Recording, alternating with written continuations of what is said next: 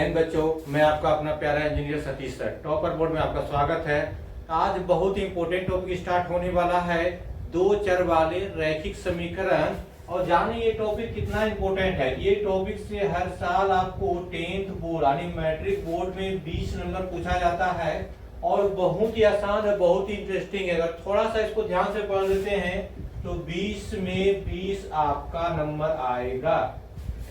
तो ये वीडियो शुरू करने से पहले सबसे पहले ये वीडियो को आप जो है शेयर कर दें, अपने स्टोरी पे लगा दें, व्हाट्सएप पे लगा दें, टेलीग्राम पे लगा दें या अपने दोस्तों को शेयर कर दें, जिससे ज्यादा से ज्यादा बच्चे को फायदा हो सके और 20 में 20 आ सके। तो अब देखते हैं चर क्या होता है, अचर क्या होता है। तो इस पर देखते हैं चर।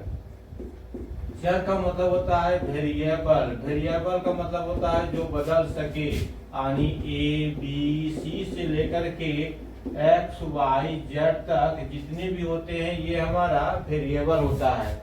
और दूसरा अचर। अचर का मतलब कांस्टेंट, जो समय के साथ नहीं बदले। यानी यहां से क्या हो जाएगा 1 2 3 4 सोन जहां तक आप काउंट कर सकते हैं जितनी भी संख्या है वो कांस्टेंट होता है, उसको अचर कहते हैं। अचर मतलब बदलता नहीं, चर मतलब वेरिएबल बदल जाता है। अब पहले देखा हुआ है कि दो चर वाले रैखिक समीकरण, तो एक चर वाले रैखिक समीकरण पहले देखते हैं, उसके बाद दो चर वाले रैखिक समीकरण देखेंगे। तो प्यारे बच्चों 2x + 5 = 9 दिया हुआ है। इसमें देख रहे हैं x सिर्फ है, यानी एक चर है, x बदलने वाला एक ही है। और इससे अगर दूसरा देखते हैं एग्जांपल 3y + 5 = 11, इसमें y बदलने वाला है यानी एक ही चर है। तीसरा एग्जांपल देखते हैं 3z + 1 = 11। इसमें आपका सिर्फ z बदलने वाला है यानी z आपका चर हो गया। अब इससे अगर x का मान निकालना चाहें तो 2x = 9 - 5 हो जाएगा, यानी 2x बराबर हो जाएगा ये 4, x का मान हो जाएगा 4/2 = 2 हो जाएगा। अगर यहां से निकालना चाहें आप 3y = 11 - 5, ये उधर 5 गया तो माइनस हो जाएगा। अब 3y = 6, 11 में 5 गया तो 6 आ जाएगा। अब y = क्या हो जाएगा 6/3, यानी ये कट करके 2 आ जाएगा। अब यहाँ से हमें z का मान निकालना है, तो 3z = 11 - 1, यानी 3z बराबर हो जाएगा 11 - 1 करेंगे 10 हो जाएगा। अब z का मान निकालना है तो 10/3 हो जाएगा। ये देख रहे हैं हमारा एक चर वाले है, एक ही वेरिएबल है। अब देखते हैं दो चर वाले वेरिएबल। देखते हैं दो चर वाले रैखिक समीकरण। पहले आप जानिए रैखिक समीकरण कहते किसको हैं। यानी जो चर हो उस पे पावर 1 होगा, घात 1 होगा, उसको हम कहेंगे रैखिक समीकरण। अगर लिखा हुआ है 2x + y = 9, ये हमारा x के पावर 1 है, y पे पावर भी 1 है। ये हो गया हमारा एक चर वाला वेरिएबल, एक चर वाला रैखिक समीकरण हो गया। इसका समीकरण होता है व्यापक समीकरण कहें या स्टैंडर्ड समीकरण कहें। इसका होता है ax + by + c = 0, जहां a b c belongs to r मतलब real number. a b c को कांस्टेंट मान लिया गया है और x तथा y यहाँ पे क्या है चर है, चर यानी बदलने वाला है। यहाँ से a b c belongs to real number, यानी ये आपका अचर संख्या है और x y को चर मान लिया गया है। इस पे x से पावर 1 है और y भी पावर 1 है, यानी एक पावर होगा चर पे तो रैखिक समीकरण होगा। अब दूसरा एग्जांपल देखते हैं 2x + 5y = 7। अब इसमें भी पावर x का 1 है और y का 1 है, तो ये भी क्या हो जाएगा हमारा रैखिक समीकरण दो चर वाले। तीसरा देखते हैं x + 3y = 9। यहाँ भी x का पावर 1 है, y का पावर 1 है, इसका भी क्या हो जाएगा, रैखिक समीकरण, दो चर वाले, एक x हो जाएगा और दूसरा y हो जाएगा। एक और देखते हैं बच्चों इसका। अब यहाँ से 3x minus Y equal to 7, यहाँ से क्या हो जाएगा आपका x का पावर 1 y का पावर 1, यहाँ से क्या हो जाएगा हमारा एक दो चर वाले रैखिक समीकरण। एक चीज यहाँ ध्यान देना है, a नॉट इक्वल टू 0 और b नॉट इक्वल टू 0 होना चाहिए। a को भी 0 नहीं होना चाहिए और b को भी 0 नहीं होना चाहिए। अगर a यहाँ 0 हो जाएगा तो एक चर वाला हो जाएगा, y 0 हो जाएगा और x a 0 नहीं है, एक चर वाला हो जाएगा। दोनों 0 हो जाएगा तो वो अचर हो जाएगा। a को भी 0 नहीं होना है और b को भी 0 नहीं होना है, तो वो क्या हो जाएगा, दो चर वाले रैखिक समीकरण। अब देखते हैं दो चर वाले रैखिक समीकरण बनाएं। क्या है, दो चर वाले रैखिक सम बनाएं। तो क्वेश्चन देखते हैं, दो संख्याओं का योग, संख्याओं का योग 10 है। अब दो संख्याओं का योग 10 है, तब रैखिक समीकरण क्या होगा, तो आराम से समझना इसको। मान लिया पहली संख्या x तथा दूसरी संख्या y है। पहली संख्या क्या है, x है, दूसरी संख्या क्या है, y है।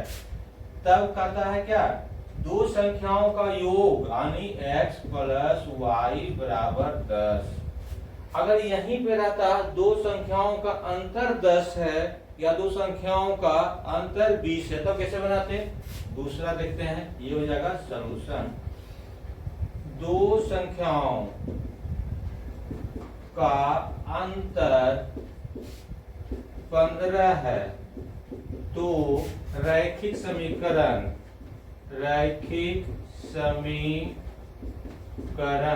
बनाएं। अब यहाँ क्या हो जाएगा, पहली संख्या x मान लिया, दूसरी को y मान लिया, अंतर मतलब घटा, पहली को x मान लिया, दूसरी को y मान लिया, तो क्या हो जाएगा, ये 15। अगर योग रहता प्लस करते, अंतर है तो माइनस कर दिया।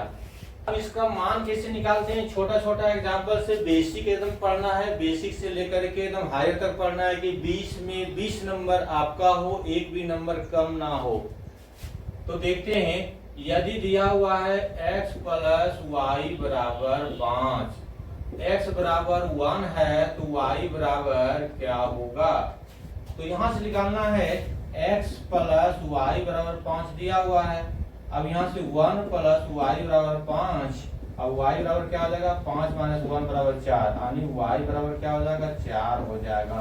इसी तरह से क्वेश्चन 2 देखना है, यहाँ दिया हुआ है 2x प्लस 3y बराबर 9 दिया हुआ है। कितना दिया हुआ है, 9 दिया हुआ है। और x बराबर अगर हमें 3 दिया हुआ है तो y बराबर क्या होगा। अब यहाँ से देखना है हमें, 2x का मान 3 है, 3 दे देंगे, प्लस यहाँ से 3y इक्वल टू 9। अब 3y इक्वल टू क्या हो जाएगा, 9, 3 दूनी 6, उधर जाएगा तो माइनस हो जाएगा, 3y बराबर हो जाएगा आपका 3। अब y बराबर क्या हो जाएगा, 3/3, कट करके कितना हो जाएगा, 1। तो x का मान अगर 3 होगा तो y का मान क्या हो जाएगा, 1 हो जाएगा। कितना हो जाएगा, 1 हो जाएगा।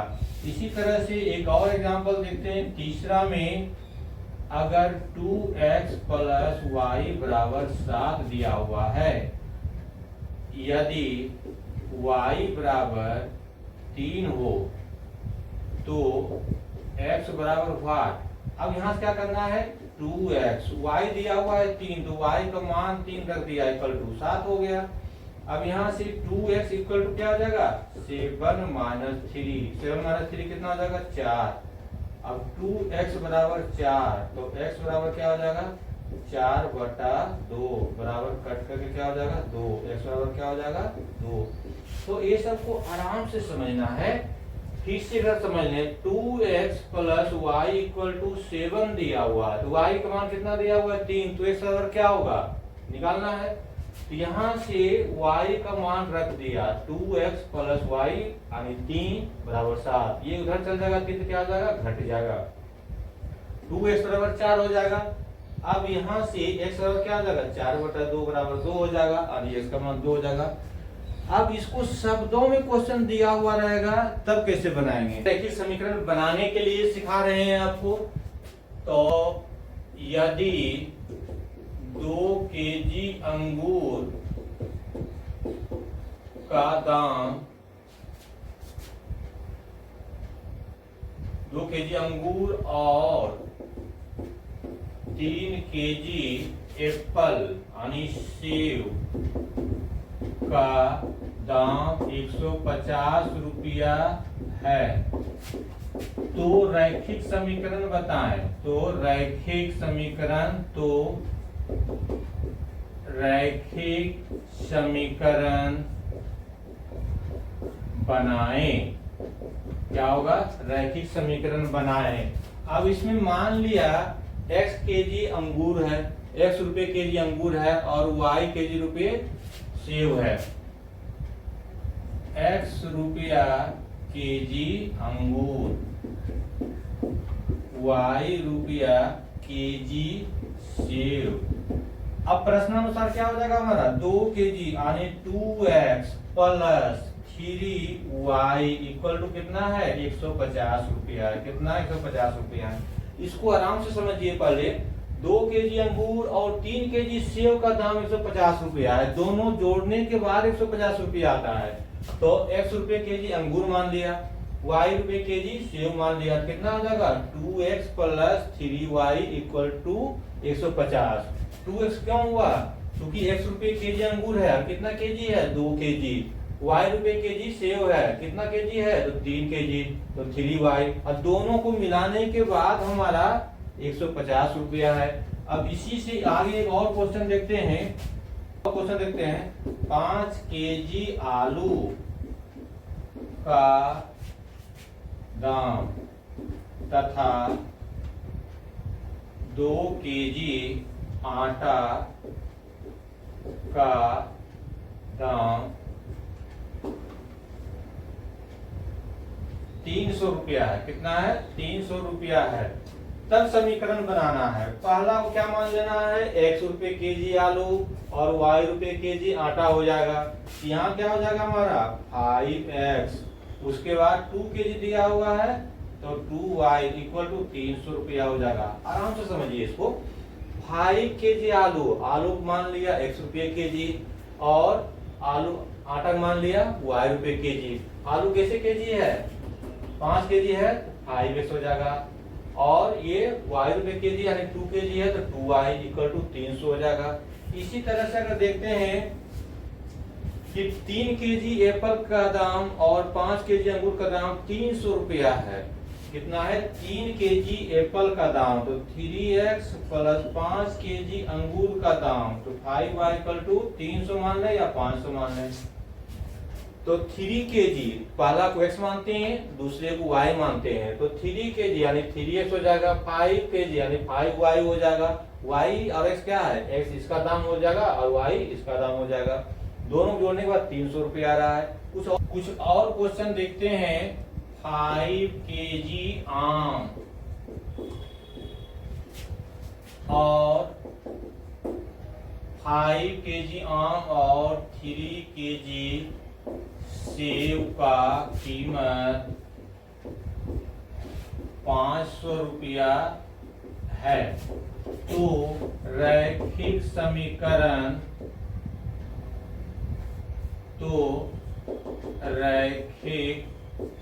समीकरण बनाएं। अब यहाँ क्या मानना है आम का कीमत आम x रुपये केजी, उसके बाद सेव y रुपये केजी।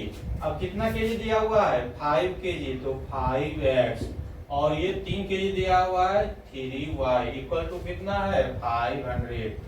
कितना है 500। फिर एक बार से समझिए आराम से इसको। 5 केजी आम और 3 केजी सेव का कीमत 500 रुपया है।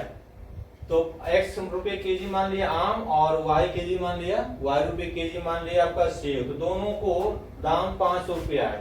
तो कितना हो जाएगा 5 केजी यानी 5x, 3 केजी यानी 3y, 500 रुपया 500 रुपया। इसी तरह से और समीकरण देखते हैं। अगर 3 केजी आलू और 5 केजी परवल का कीमत 200 रुपया है, 3 केजी आलू यानी 3x, 5 केजी परवल यानी 5y इक्वल टू 300। जितने रुपए केजी होगा उतना x प्लस फिर दूसरे के जितना केजी होगा उतना y और दोनों के दाम कर देंगे।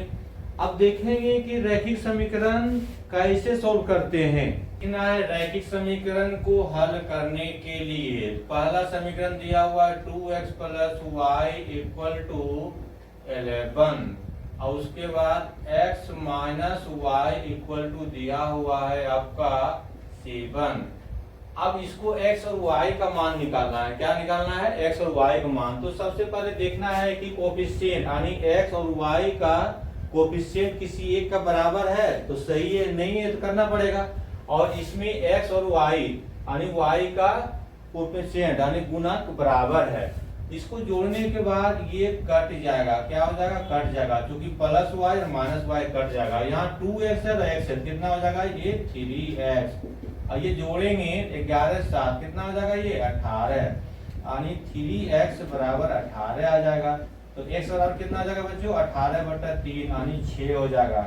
x बराबर कितना आ जाएगा 6। अब x बराबर 6 हो जाएगा तो y का मान निकालेंगे। ये समीकरण 1 और ये समीकरण 2। अब लिखना है समीकरण 1 से। अब यहाँ से 2x plus y equal to 11 दिया हुआ है। अब x का मान 6 दिया हुआ है, तो यहाँ 2 गुना 6 प्लस y बराबर कितना हो जाएगा 11। अब 6 दूनी 12 प्लस y बराबर 11 हो जाएगा यानी y बराबर कितना हो जाएगा हमारा -1। इधर से जाएगा तो क्या हो जाएगा 11 माइनस 12 करेंगे बराबर -1 हो जाएगा। अब दूसरा से देखते हैं, दूसरा से भी सेम ही आना चाहिए। समीकरण 2 से, समीकरण 2 से 1 से निकालें या 2 से निकालें, रिजल्ट यानी आंसर आपका बराबर आएगा। लेकिन एक बार चेक कर देते हैं दोनों से निकाल करके। अब यहाँ से क्या हो जाएगा x माइनस वाई बराबर 7, x माइनस वाई बराबर 7। अब x का मान कितना आया तो 6 माइनस वाई बराबर क्या हो जाएगा 7। अब माइनस वाई बराबर 7 माइनस कितना हो जाएगा उधर 6 यानी माइनस वाई बराबर 7 में 6 गया तो 1 बच जाएगा। y बराबर क्या हो जाएगा -1। दोनों से आंसर कितना आ गया y बराबर -1। यानी 1 से निकालें या 2 से निकालें दोनों का रिजल्ट सेम आएगा। क्या देखना है प्यारे बच्चों 3x minus Y equal to 11 दिया हुआ है। अब x plus Y equal to आपका 1 दिया हुआ है। तब x का मान कितना होगा और y का मान कितना होगा निकालना है। तो सबसे पहले देखना है x या y का गुणक बराबर होना चाहिए। यहाँ y का 1 है, यहाँ भी y का 1 है। अब जोड़ देते हैं, ये माइनस है और ये प्लस है, दोनों कट जाएगा तो 3 और 1 4 4x हो जाएगा इक्वल टू कितना हो जाएगा ये 11 और 1 12 हो जाएगा। अब 4x बराबर 12 तो x बराबर कितना हो जाएगा 12/4 कट करके आ जाएगा 3। x बराबर कितना आया 3। अब y का मान निकालना है। अब y का मान निकालना है तो यहाँ से क्या हो जाएगा समीकरण 1 से x प्लस वाई बराबर 1 यानी क्या हो जाएगा y बराबर 1 माइनस x, y बराबर 1 माइनस 3 बराबर क्या आ जाएगा -2। y बराबर कितना आ जाएगा -2। अब मान रख के देख लेना, इसमें ये 3 रखते हैं कितना हो जाएगा 3 3 9 और y -2 है, खुद माइनस है प्लस यानी 9 2 11 आ जाएगा। चलिए आगे सॉल्व करते हैं। ये 2x plus Y equal to 7। अब यहाँ से 3x minus Y equal to हो जाएगा आपका 3। तब x और y का मान निकालना है। अब यहाँ से क्या हो जाएगा, दोनों जोड़ देते हैं। इसमें y का कोफिशिएंट यानी y का गुणक बराबर है, इसको जोड़ने के बाद ये कट जाएगा। ये कितना हो जाएगा, 2 और 3 5, x बराबर 7 3 10। अब यहाँ से x बराबर हो जाएगा 10/5 बराबर 2 हो जाएगा, यानी x का मान 2 आ गया। x का मान 2 आ गया। अब y का मान निकालना है, तो समीकरण 1 से क्या है, समीकरण 1 से यहाँ क्या दिया हुआ है, 2x प्लस वाई बराबर 7।